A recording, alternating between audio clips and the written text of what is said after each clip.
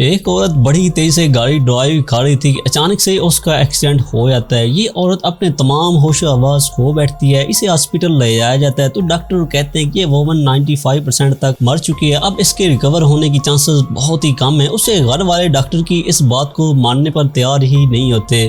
دن گزرتے گزرتے ایک دن وہ عورت ہوش میں آ جاتی ہے اور ایسی بات کا انکشاف کر دیتی ہے کہ میری روح جسم سے باہر آ گئی تھی اور جو تم لوگ باتیں کر رہے تھے میری روح سن بھی رہی تھی۔ جب ڈاکٹر نے ان سے وہ باتیں کے بارے میں پوچھا تو اس نے ٹھیک سے جواب بھی بتا دیا۔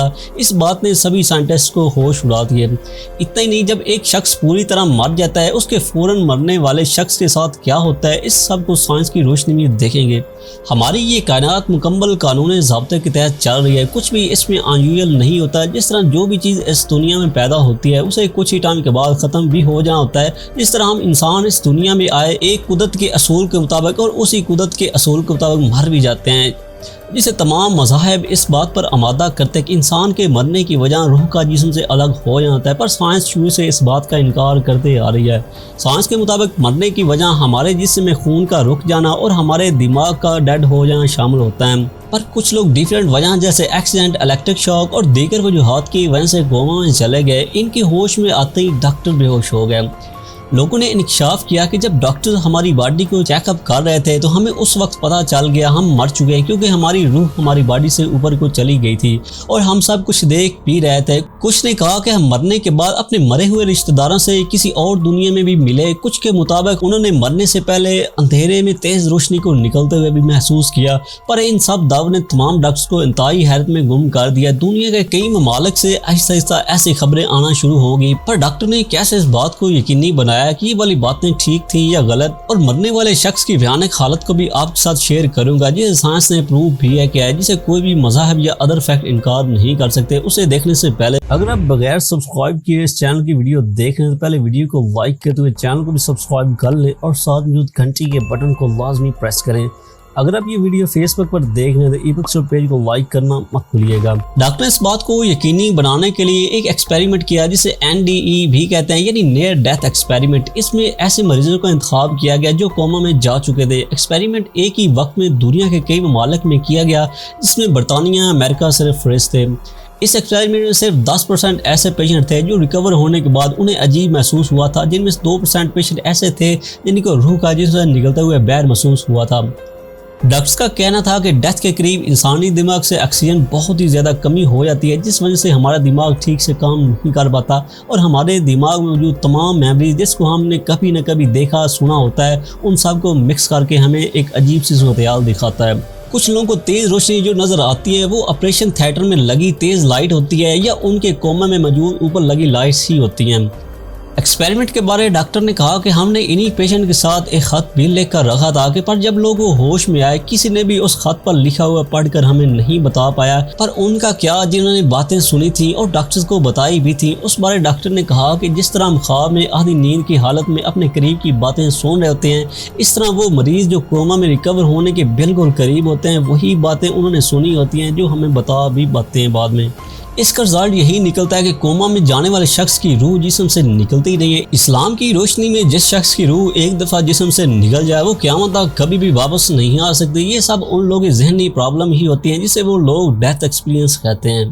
لیکن سائنس کے مطابق ایک شخص جب پوری طرح مر جاتا ہے تو اس کے ساتھ کیا ہونا شروع ہو جاتا ہے، اسے ابھی دیکھتے ہیں۔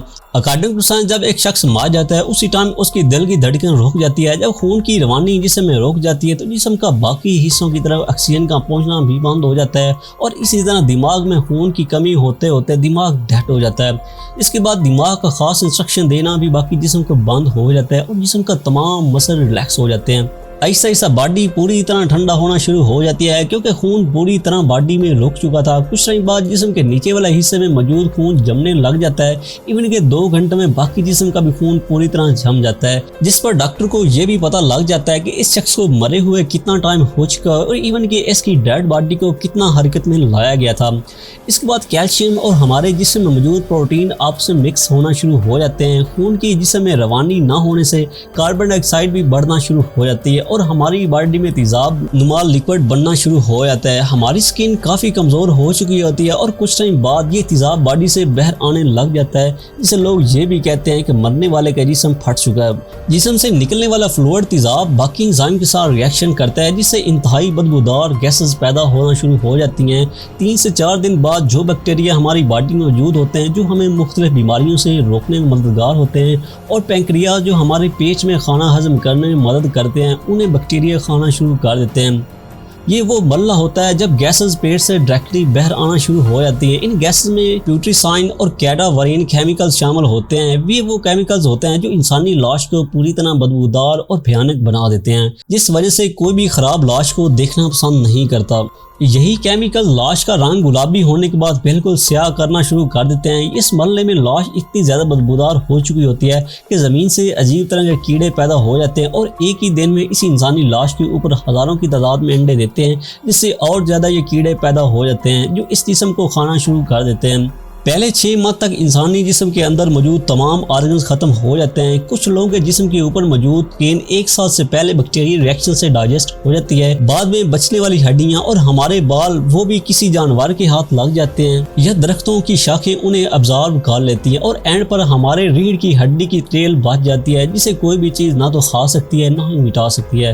اس کے بعد انسانی جسم کو کھانے والے کیڑے بھوک سے مر جاتے ہیں، اور اگین یہی پروسیس ان کے باڈی کے ساتھ چلتا ہے، اور ان دا اینڈ مٹی اور انسانی ریڑھ کی ٹیل بچ جاتی ہے، جس کے بعد انسان کو دوبارہ یہیں سے اٹھایا جائے گا. یہ وہ تمام حقائق جو موت کی سچائی کی طرح ایگزسٹ بھی کرتے ہیں، پر پھر بھی ہم انہیں جاننا نہیں چاہتے.